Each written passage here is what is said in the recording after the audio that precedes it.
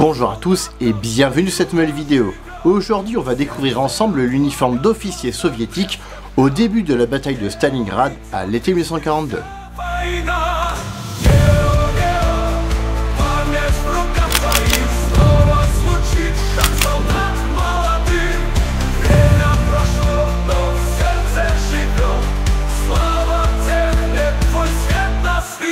Avant de démarrer cette vidéo, je tiens à remercier Voin pour son aide et son soutien. Vous pourrez retrouver leurs références en description.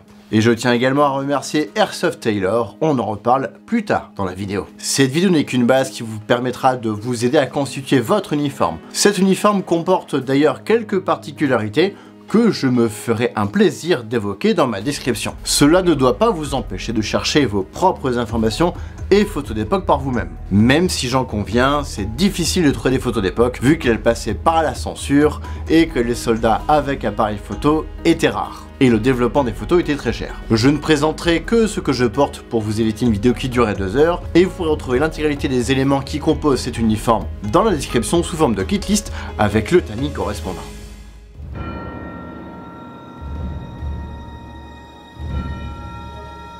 La bataille de Stalingrad, c'est l'un des affrontements les plus emblématiques et décisifs de la Seconde Guerre mondiale. Elle va opposer l'Allemagne nazie et ses alliés à l'Union soviétique entre l'été 1942 et l'hiver 1943. Ce combat acharné pour le contrôle de la ville de Stalingrad, située sur la Volga, a marqué un tournant majeur dans le conflit. Jamais auparavant les deux camps ne s'étaient affrontés avec une telle intensité sur un champ de bataille aussi restreint. Et jamais une ville n'avait symbolisé à ce point la volonté de résistance d'un peuple. En 1942, après l'échec de la prise de Moscou l'année précédente, Hitler lance l'opération Fall Blau. Son objectif est multiple. D'abord, conquérir les riches champs pétrolifères du Caucase pour alimenter l'économie de guerre allemande. Puis, couper la Volga qui constitue une artère vitale de transport pour l'Union soviétique. Et enfin, s'emparer d'une ville portant le nom de Staline, objectif hautement symbolique. Pour Hitler, prendre Stalingrad, ça n'est pas seulement une opération militaire, c'est aussi une question de prestige et de propagande. De son côté, Staline donne un ordre clair. Pas un pas en arrière. La ville doit être défendue coûte que coûte. Les civils sont donc enrôlés pour creuser des tranchées, construire des fortifications et même participer directement à la résistance. Cette mobilisation totale va transformer Stalingrad en un bastion de la volonté soviétique. La 6e armée allemande, commandée par le général Friedrich Paulus et la 4e armée blindée de Hoth, atteignent Stalingrad à la fin de l'été 1942. Avant même l'assaut terrestre, la Luftwaffe bombarde massivement la ville, la transformant en un champ de ruines. Les bombardements vont faire des dizaines de milliers de victimes civiles. Mais, paradoxalement, les gravats rendent la progression allemande plus difficile. La ville, dévastée, devient un terrain idéal pour la défense soviétique. Les troupes allemandes s'enfoncent dans Stalingrad, rue après rue. Et commence alors une guerre urbaine sans précédent. Les soviétiques développent la tactique du combat de rats. Chaque immeuble, chaque usine, chaque cave devient une forteresse. Les combats se déroulent souvent à quelques mètres seulement, parfois étage contre étage dans le même bâtiment. C'est durant cette phase que des armes comme le pistolet mitrailleur PPSH-41 révèlent toute leur efficacité. Légère, robuste et dotée d'une cadence de tir impressionnante de 900 coups par minute, elle devient l'arme idéale pour les combats rapprochés dans les ruines. Les soviétiques l'utilisent en masse et les Allemands eux-mêmes s'empressent de récupérer les PPSH abandonnés pour les réutiliser. Alors que les Allemands s'épuisent dans la ville, le haut commandement soviétique va préparer une gigantesque contre-offensive. Le 19 novembre 1942, l'armée rouge lance l'opération Uranus. Plutôt que d'attaquer de front la 6e armée, les soviétiques vont viser les flancs défendus par des troupes alliées de l'Allemagne comme les Roumains, les Italiens, les Hongrois, qui sont moins bien équipés et entraînés. Et l'encerclement est foudroyant. En quelques jours, plus de 300 000 soldats allemands et alliés se retrouvent piégés dans Stalingrad. Coincés, les Allemands comptent sur un ravitaillement aérien promis par Göring. Mais la Luftwaffe est incapable d'acheminer les tonnes de nourriture, de carburant et de munitions nécessaires. Résultat, le froid, la faim et les maladies déciment les troupes. Hitler interdit toute retraite, ordonnant à Paulus de tenir Stalingrad à tout prix. Les tentatives de percée extérieure échouent. Le 31 janvier 1943, Paulus se rend avec son état-major et le 2 février, les derniers groupes isolés déposent les armes. Plus de 90 000 soldats allemands sont faits prisonniers, dont Paulus lui-même, promu maréchal par Hitler la veille de la reddition, dans l'espoir qu'il se suicide plutôt que de capituler. La bataille de Stalingrad fut l'une des plus meurtrières de l'histoire, avec environ 2 millions de victimes, militaires et civiles confondues. Elle représente un tournant décisif de la guerre.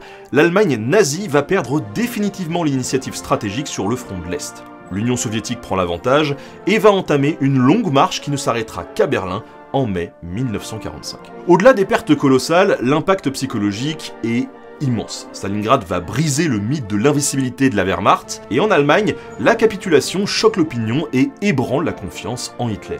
A l'inverse, du côté soviétique, c'est une victoire qui galvanise le peuple et l'armée. Et pour les alliés occidentaux, c'est une preuve que l'Union soviétique peut non seulement résister, mais aussi vaincre. Stalingrad reste aujourd'hui un symbole de résistance, de sacrifice et de ténacité. Cette bataille, qui va durer plus de 5 mois, a marqué un tournant irréversible dans la Seconde Guerre mondiale.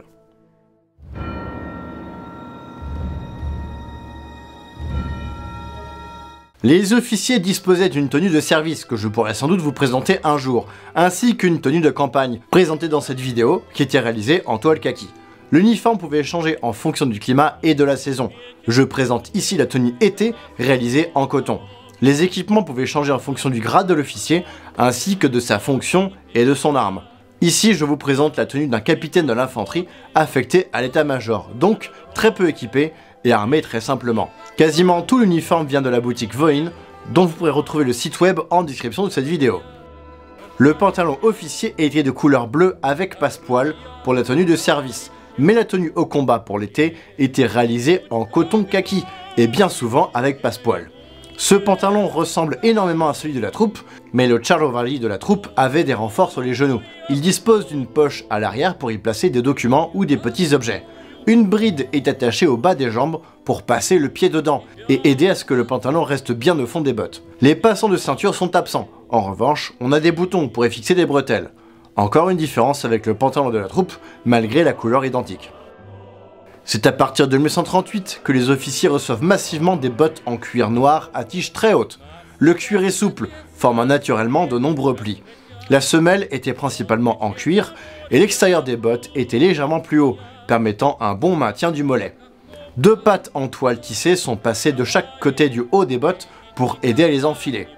Ce sont là aussi des excellentes reproductions de chez Voin, remises à la taille de mes gros mollets grâce à Emma Bottière de la forêt de Brocéliande. Tout comme pour le pantalon, la Gimnastiolka existait en plusieurs versions, dont une version officier de campagne, ici présentée.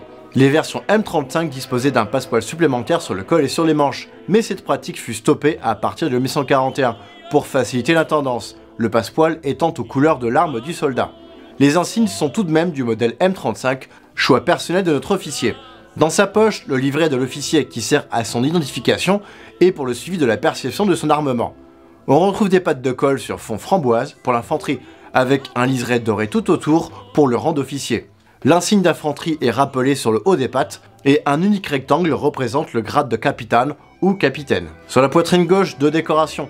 L'ordre du drapeau rouge premier type, attribué pour récompenser un acte de bravoure ou de courage, et l'ordre de l'étoile rouge pour service rendu en temps de guerre comme en temps de paix.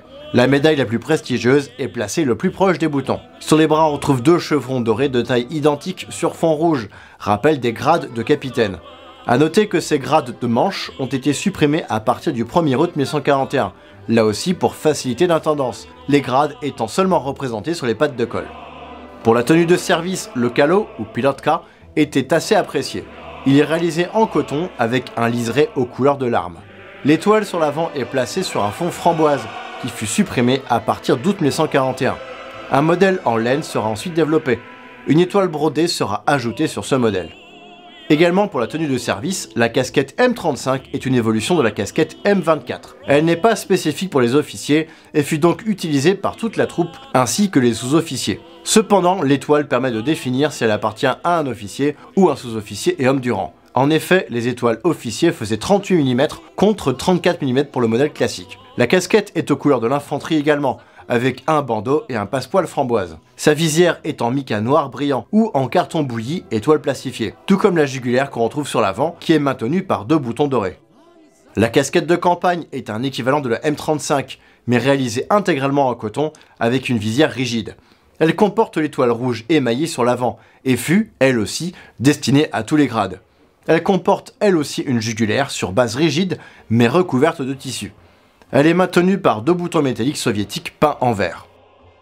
Même en été, les nuits peuvent être fraîches, c'est pour cela que notre officier a également un manteau spécifique pour les officiers. Réalisé en drap de laine épais, il se ferme au moyen de 5 boutons métalliques dorés. Une martingale est disposée à l'arrière, fixée par 2 boutons pour centrer le manteau. Comme le reste de l'uniforme, c'est une excellente reproduction de chez Voin, réalisée sur mesure après que j'ai pu transmettre mes mensurations. De grosses poches sont placées sur les côtés, de quoi glisser les mains pour les protéger du froid ou d'y glisser de l'équipement ou des effets personnels. Le manteau peut se porter le col un peu ouvert, comme ici, ou complètement fermé avec le 5e bouton placé sous le col. Concernant les insignes, on retrouve la même configuration que sur la blouse, avec des pattes de col adaptées à la forme caractéristique du col du manteau. On retrouve toujours les fusils et la cible spécifique de l'infanterie, renforcée par la couleur framboise. Un rectangle vertical avec un liseré doré représente le grade de capitaine encore une fois. Et sur les bras, on retrouve les mêmes marques de grade, avec 2 chevrons dorés sur fond rouge.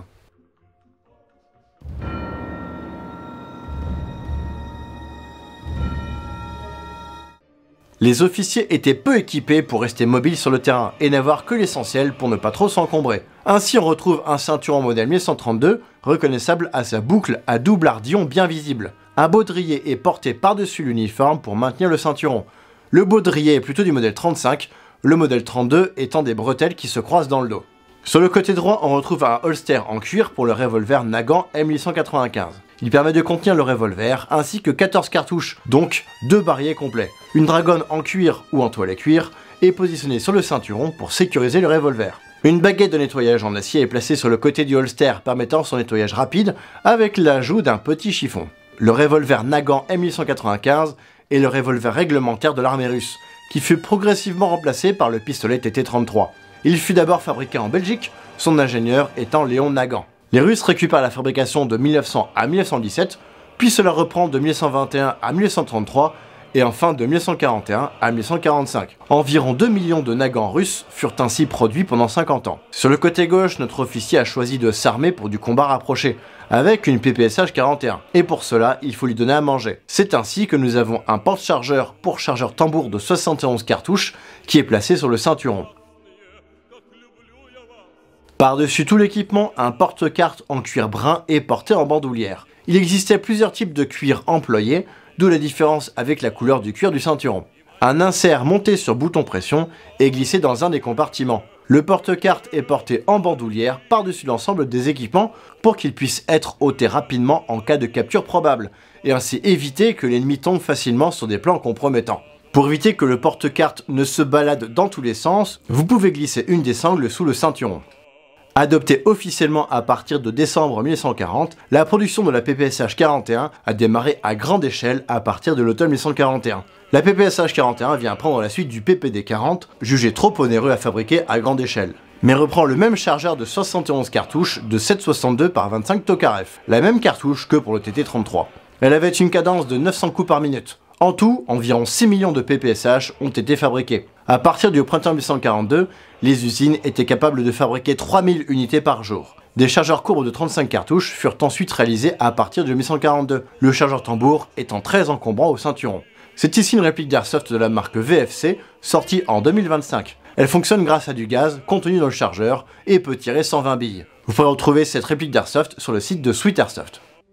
Je vous interromps quelques instants pour faire une petite digression sur les plus airsofters d'entre vous. La PPSH de chez VFC ne dispose que de peu de fonctionnalités d'amélioration, et c'est pour cela que je peux vous proposer de vous prendre une PPSH de la marque SNT, qui est électrique, et de la confier à Airsoft Tailor, voire de commander directement les PPSH dans leur shop. Vous pourrez évidemment convenir ensemble des opérations à procéder dessus, mais la base sera de revoir l'étanchéité et la fiabilité de la gearbox. On peut également rajouter un canon de précision pour gagner quelques FPS. L'idée est que vous puissiez utiliser une batterie de 11,1 volts pour retrouver les 900 billes par minute de la vraie PPSH. Airsoft Tailor est spécialisé dans la mise en place d'upgrades sur vos répliques d'Airsoft.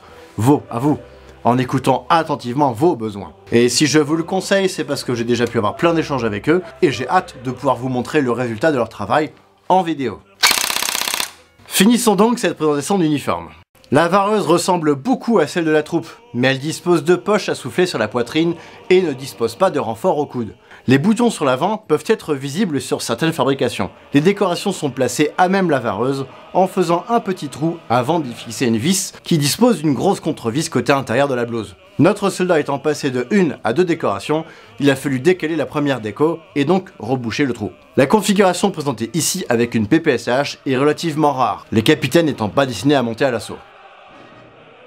Voici ce qui conclut cette vidéo, j'espère qu'elle vous aura plu. Si c'est le cas, n'hésitez pas à laisser un commentaire, à vous abonner pour ne rien rater de mes prochaines vidéos. Je remercie encore Voin pour leurs différentes promotions qu'ils ont pu m'accorder. Je vous invite une fois encore à visiter et commander sur leur site en description. Merci à Airsoft Tailor qui rejoint mes sponsors officiels. Vous pourrez retrouver sur leur site web de nombreuses références d'upgrade et de modifications de vos répliques seconde guerre. Un énorme merci à Nota Bene pour avoir participé à cette vidéo. Retrouvez sa chaîne en description, une toute petite chaîne qui vient tout juste de commencer, il faut l'aider à se développer. Merci également à Sweet Airsoft, partenaire de cette vidéo, chez qui vous pourrez retrouver la PPSH 41 de chez VFC. Un gros merci à Philippe Priot, l'auteur de ce magnifique ouvrage, qui a pu corriger quelques bêtises que je m'apprêtais à vous dire. Je vous conseille plus que vivement ce livre si vous voulez vous faire votre propre uniforme soviétique. Et quant à moi, je vous donne rendez-vous prochainement pour d'autres vidéos. Salut!